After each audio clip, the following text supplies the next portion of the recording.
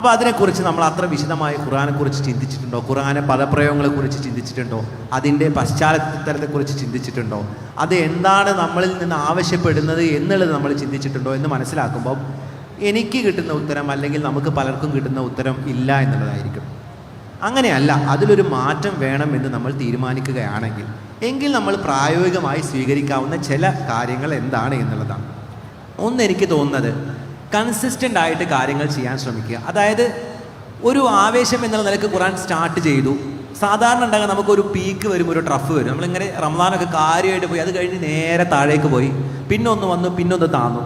അതിന് പകരമായി നമ്മൾ ചെയ്യുന്ന കാര്യങ്ങൾ കൺസിസ്റ്റൻ്റ് ആയിട്ട് ചെയ്യാൻ ശ്രമിക്കുക. അപ്പോൾ ഏറ്റവും ചെറുതായിട്ട് നമ്മളൊരു പാരായണം തുടങ്ങുകയാണെങ്കിൽ ഒരു നിശ്ചിത സമയം പാരായണം അത് ദിവസവും ചെയ്യാൻ ശ്രമിക്കുക. അത് നമ്മൾ കൺസിസ്റ്റൻ്റ് ആക്കിയ ശേഷം അടുത്ത സ്റ്റെപ്പിലേക്ക് കടക്കാം. അങ്ങനെ കൺസിസ്റ്റൻ്റ് ആക്കിയിട്ട് പതുക്കെ ബിൽഡപ്പ് ചെയ്യുക.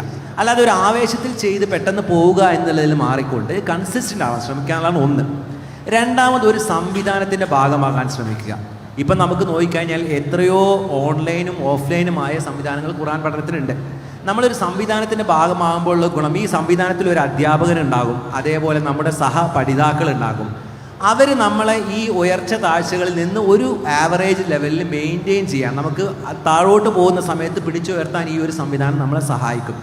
അതേപോലെ നമുക്ക് സാധിക്കില്ല എന്ന് കരുതുന്നത്, നമുക്ക് പലപ്പോഴും നമ്മൾ വിചാരിക്കുന്നത് നമുക്കിനി ഈ പ്രായത്തിൽ ഹിഫ്ലാക്കാൻ സാധിക്കില്ല, അല്ലെങ്കിൽ നമുക്ക് ഈ പ്രായത്തിൽ തജ്വീദ് അനുസരിച്ച് പാരായണം ഒക്കെ നമ്മൾ വെറുതെ വിചാരിക്കുന്നത്. ഈ ഒരു സംവിധാനത്തിൽ വരുമ്പോൾ നമുക്ക് സൂറത്തുകൾ മനഃപ്പാടമാക്കാൻ സാധിക്കും, ജുസുകൾ തന്നെയും മനഃപ്പാടമാക്കാൻ സാധിക്കും.